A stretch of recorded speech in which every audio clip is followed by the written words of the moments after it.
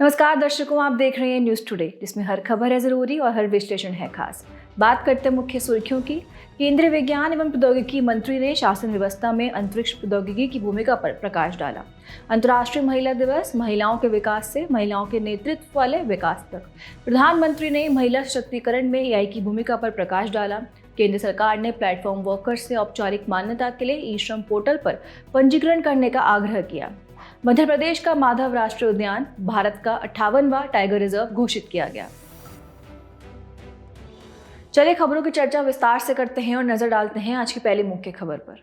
केंद्रीय विज्ञान एवं प्रौद्योगिकी मंत्री ने शासन व्यवस्था में अंतरिक्ष प्रौद्योगिकी की भूमिका पर प्रकाश डाला। हाल ही में Indian institute of democratic leadership ने सुशासन के लिए अंतरिक्ष प्रौद्योगिकी सम्मेलन आयोजित किया था। इस सम्मेलन में केंद्रीय मंत्री ने गवर्नेंस या शासन व्यवस्था से संबंधित पद्धतियों को रूपांतरित करने में भारत के अंतरिक्ष क्षेत्र की भूमिका को उजागर किया। तो चलिए सबसे पहले जानते हैं शासन व्यवस्था में अंतरिक्ष प्रौद्योगिकी की क्या भूमिका है। शुरुआत करते हैं संसाधन प्रबंधन से। दरअसल रिसोर्स सेट, कार्टोसेट जैसे उपग्रह भूमि, जल और खनिजों के मानचित्रण के लिए भूस्थानिक डेटा प्रदान करते हैं। इसके अलावा कृषि क्षेत्र में भी इसका बड़ा योगदान है। इसकी मदद से किसानों को फसल प्रबंधन और उत्पादकता में वृद्धि के लिए महत्वपूर्ण डेटा उपलब्ध कराया जाता है। उदाहरण के लिए कृषि निर्णय सहायता प्रणाली।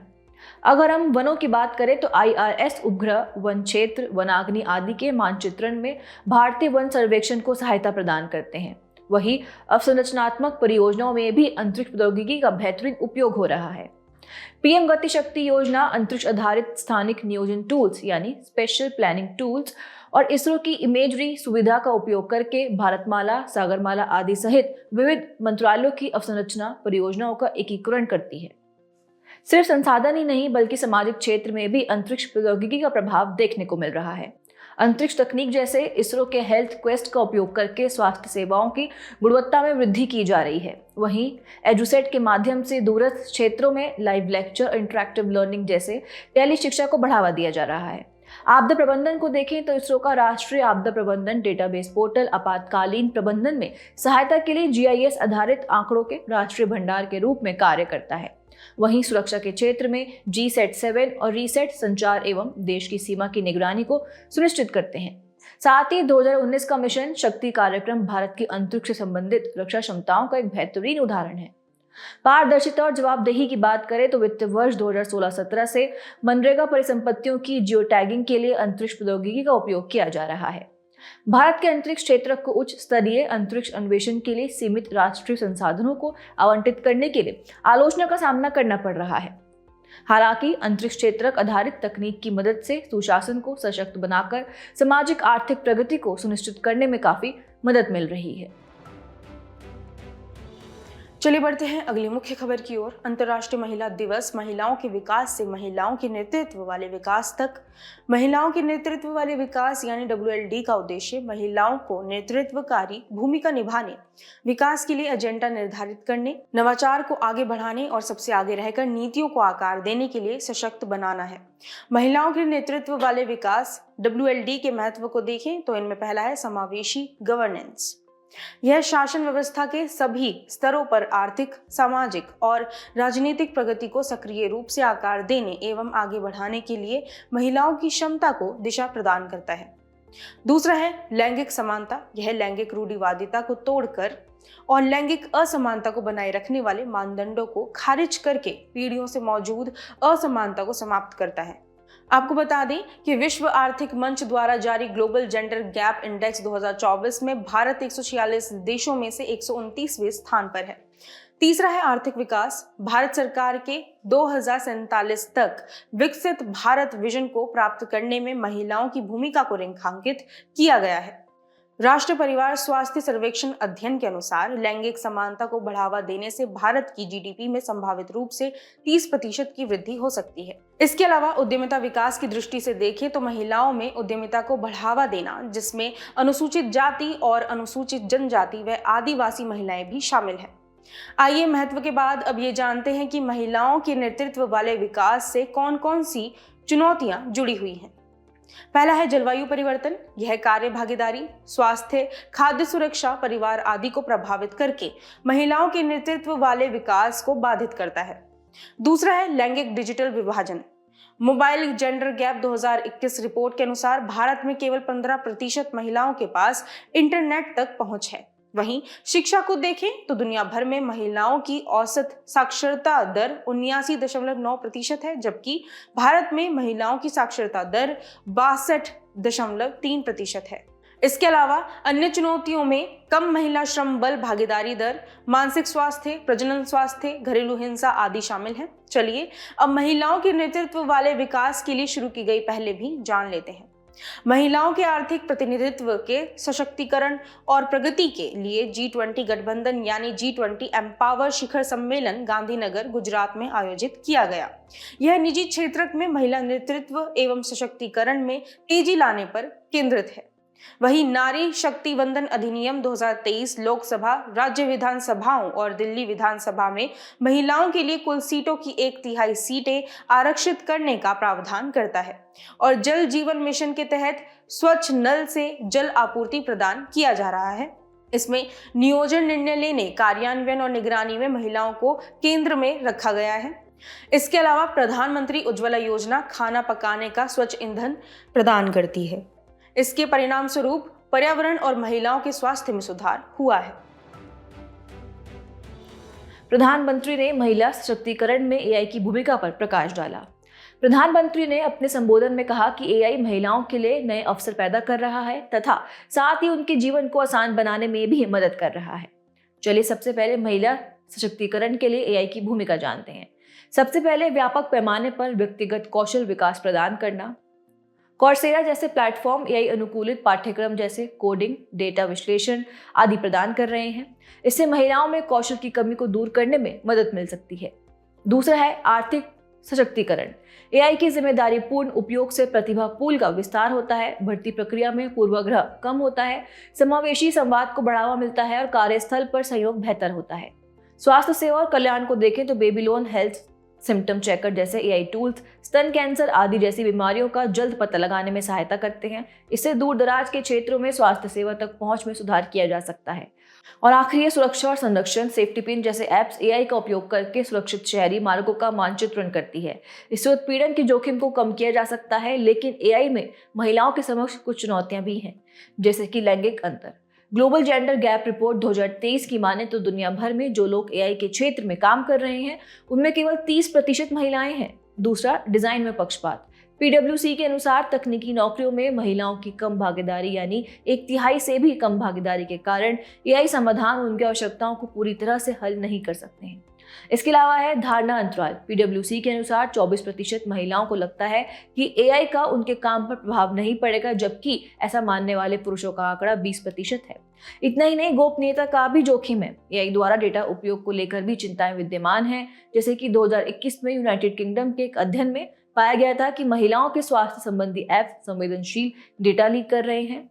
एआई एक परिवर्तनकारी तकनीक है जो महिलाओं के जीवन को बेहतर बनाने की असीम संभावनाएं रखती है। हालांकि इसका पूर्ण लाभ तभी प्राप्त किया जा सकता है जब वह समाज के हर वर्ग का प्रतिनिधित्व करे।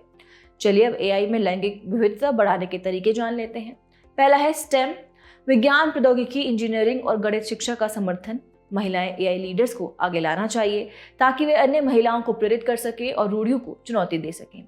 फिर है समान अवसर। कम से कम 50% एआई भूमिकाओं में महिलाओं को नियुक्त करना चाहिए और प्रमोट करना चाहिए।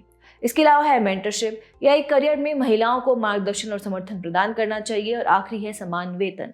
महिलाओं को एआई में आकर्षित करने और बनाए रखने के लिए समान कार्य हेतु समान वेतन दिया जाना चाहिए। चलिए बढ़ते हैं अगली मुख्य खबर की ओर। केंद्र सरकार ने प्लेटफॉर्म वर्कर्स से औपचारिक मान्यता के लिए ई श्रम पोर्टल पर पंजीकरण करने का आग्रह किया। हाल ही में प्रस्तुत केंद्रीय बजट 2025-26 में वर्कर्स की औपचारिक मान्यता से संबंधित कई घोषणाएं की गई हैं, जैसे ई श्रम पोर्टल पर ऑनलाइन प्लेटफॉर्म वर्कर्स का पंजीकरण, पहचान पत्र जारी करना और आयुष्मान भारत प्रधानमंत्री जन आरोग्य योजना यानी ABPMJAY के अंतर्गत स्वास्थ्य देखभाल कवरेज प्रदान करना।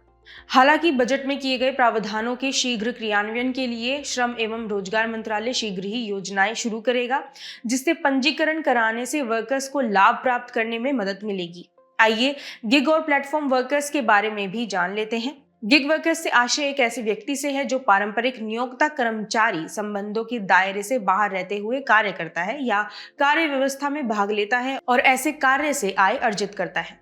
गिग वर्कर्स को मुख्य रूप से 2 श्रेणियों में बांटा गया है। प्लेटफॉर्म गिग वर्कर्स, इसमें ऐसे वर्कर्स शामिल हैं जो किसी ऑनलाइन सॉफ्टवेयर, एप्स या डिजिटल प्लेटफॉर्म से जुड़कर कार्य करते हैं, जैसे स्विगी या जोमैटो। अगली है गैर प्लेटफॉर्म गिग वर्कर्स। इसमें पारंपरिक क्षेत्रकों में काम करने वाले कैजुअल वर्कर्स शामिल हैं। ऐसे वर्कर्स पार्ट टाइम या फुल टाइम आधार पर काम करते हैं। इनमें पारंपरिक क्षेत्रकों में कार्यरत ऑन अकाउंट वर्कर्स भी शामिल होते हैं। ऑन अकाउंट वर्कर्स वो होते हैं जो बिना किसी श्रमिक को काम पर रखे छोटे उद्यम चलाते हैं। हालांकि वे परिवार के सदस्यों की मदद ले सकते हैं, जबकि नियोक्ता श्रमिकों को काम पर रखते हैं। इसके आर्थिक प्रभाव को देखें तो नीति आयोग की एक रिपोर्ट के अनुसार भारत के गिग कार्यबल के 2024-25 में 1 करोड़ और 2029-30 तक 2.35 करोड़ तक पहुंचने की उम्मीद है। आइए गिग और प्लेटफॉर्म वर्कर्स के सामने आने वाली चुनौतियां जानते हैं। पहली है सामाजिक सुरक्षा का अभाव। इन्हें EPFO या अन्य कल्याणकारी योजनाओं के अंतर्गत कवर नहीं किया जाता है। दूसरी है अस्थिर और कम आय।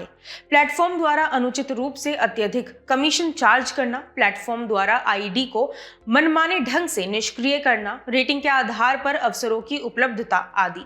तीसरी है शारीरिक और मानसिक तनाव। लंबे समय तक काम करना, वित्तीय तनाव और लक्ष्यों को पूरा करने का दबाव स्वास्थ्य को प्रभावित करता है। बजट में अर्थव्यवस्था में गिग और प्लेटफॉर्म वर्कर्स के बढ़ते योगदान को मान्यता दी गई है, इसलिए इन्हें न्यूनतम मजदूरी, निश्चित कार्य घंटे और स्वास्थ्य सेवा तक पहुंच सहित विविध प्रकार की सामाजिक सुरक्षा प्रदान करना आवश्यक है। आइए आखिर में गिग और प्लेटफॉर्म वर्कर्स के लिए शुरू की गई पहले भी जान लेते हैं। पहला है सामाजिक सुरक्षा संहिता 2020। इसमें गिग एवं प्लेटफॉर्म वर्कर्स के लिए उपयुक्त सामाजिक सुरक्षा योजनाएं तैयार करने की परिकल्पना की गई है। दूसरा है ई-श्रम पोर्टल। इसे असंगठित श्रमिकों का राष्ट्रीय डेटाबेस विकसित करने के उद्देश्य से विकसित किया गया है। तीसरा है सर्वेक्षण। घरेलू कामगारों की संख्या और अनुपात का अनुमान लगाने के लिए घरेलू कामगारों पर अखिल भारतीय सर्वेक्षण किया जाता है। चलिए आज के अंतिम मुख्य खबर पर नजर डाल लेते हैं। मध्य प्रदेश का माधव राष्ट्रीय उद्यान भारत का 58वां टाइगर रिजर्व घोषित किया गया। कि मध्य प्रदेश का 9वां टाइगर रिजर्व है। मध्य प्रदेश के अन्य टाइगर रिजर्व में रातापानी, वीरांगना, दुर्गावती, संजय धुबरी, सतपुड़ा, पन्ना, बांधवगढ़, पेंच आदि शामिल हैं। अब जानते हैं माधव राष्ट्रीय उद्यान के बारे में कि चंबल क्षेत्र के शिवपुरी जिले में भारत के मध्य उच्च भूमि के उत्तरी छोर पर स्थित है। आपको बता दें कि मध्य उच्च भूमि ऊपरी विंध्य पहाड़ियों का भाग है। इसे 1958 में राष्ट्रीय उद्यान के रूप में अधिसूचित किया गया था। उद्यान के दक्षिणी भाग में साख्य सागर और माधव सागर जैसी सुंदर झीलें भी हैं। यहाँ के जीव जंतुओं की बात करें तो बाघ, नीलगाय, चिंकारा, चौसिंगा, चीतल, बार्किंग डियर, मार्श क्रोकोडाइल, तेंदुआ, सियार, अजगर आदि प्रजातियां देखने को मिलती हैं।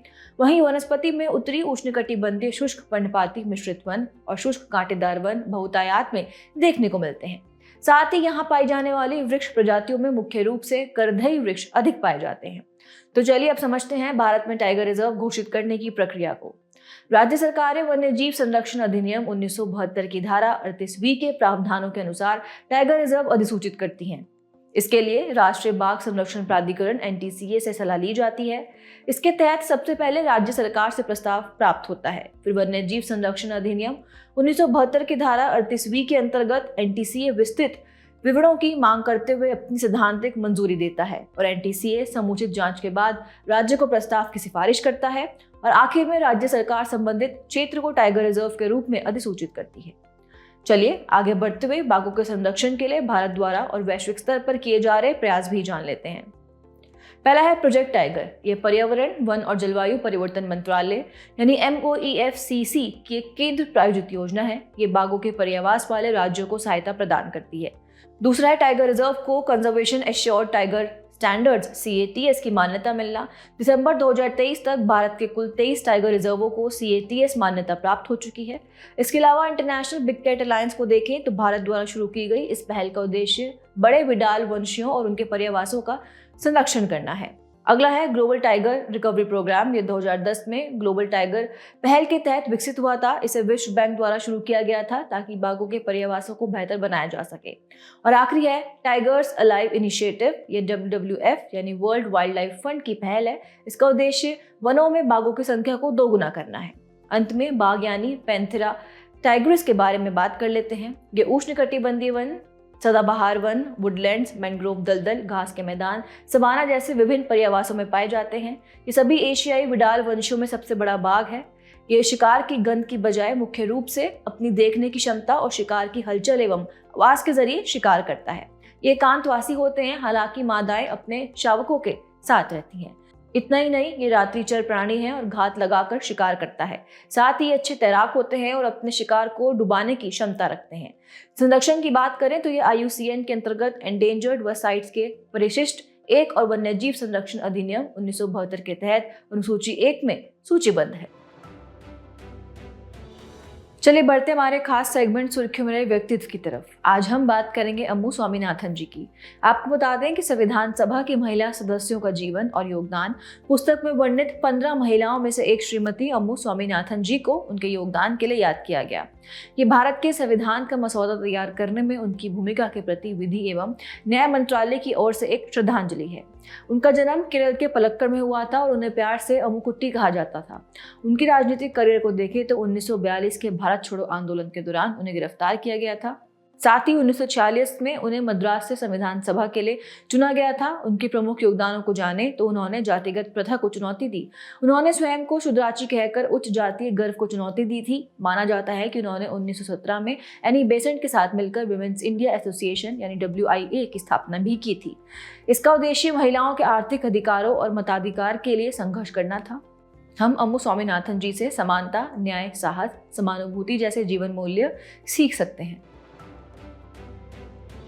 चलिए बुलेटिन के आखिर में बढ़ते हैं आज की संक्षिप्त सुर्खियों की तरफ। भारतीय प्रतिभूति और विनिमय बोर्ड सेबी ने इनसाइडर ट्रेडिंग संबंधी नियमों के उल्लंघन के लिए नेस्ले इंडिया को चेतावनी जारी की। इनसाइडर ट्रेडिंग से आशय सार्वजनिक रूप से कारोबार करने वाली कंपनी की प्रतिभूतियों को खरीदने या बेचने का कार्य करना है। इलेक्ट्रॉनिक खिलौना क्षेत्र को बढ़ावा देने के लिए MEITY की अनुसंधान पहल के तहत पहली बार CDEC द्वारा E-टॉयकैथॉन 2025 का आयोजन किया गया। वर्ष 2025 में युद्ध अभ्यास खंजर 12 का आयोजन किर्गिस्तान में किया जाएगा। यह भारत किर्गिस्तान संयुक्त विशेष बलों का युद्ध अभ्यास है। IPCC ने अपनी आकलन रिपोर्ट के 7वें चक्र पर काम शुरू कर दिया है। IPCC की आकलन रिपोर्ट सरकारों को सभी स्तरों पर जलवायु संबंधी नीतियां बनाने के लिए वैज्ञानिक आधार प्रदान करती है। नए शोध में पाया गया है कि पश्चिमी अफ्रीकी कोको उद्योग और ड्राइड इंसेक्ट्स के अंतरराष्ट्रीय व्यापार के चलते गोलियथ बीटल की एक प्रजाति विलुप्त हो चुकी है। यह प्रजाति विश्व के सबसे बड़े कीटों में से एक है। यूनिसेफ यानी UNICEF जिला प्रशासन और गैर सरकारी संगठनों NGOs के साथ मिलकर महाराष्ट्र के सूखा प्रभावित जिलों जैसे जालना में परिवार आधारित देखभाल को बढ़ावा देने के लिए नातेदारी और समुदाय आधारित देखभाल कार्यक्रम KCBCP पर काम कर रहा है। अमेरिकी रोग नियंत्रण एवं रोकथाम केंद्र के अनुसार हंटा वायरस की गंभीरता ने चिंताएं पैदा की हैं। आपको बता दें कि हंटा वायरस विषाणुओं की एक फैमिली है। हाल ही में साहित्य अकादमी ने 23 लेखकों को वर्ष 2024 के लिए अपने प्रतिष्ठित साहित्य अकादमी पुरस्कार से सम्मानित किया। जाने से पहले आपकी समझ की परीक्षा के लिए डालते हैं एक नजर हमारे स्पेशल सेगमेंट प्रश्नोत्तरी पर।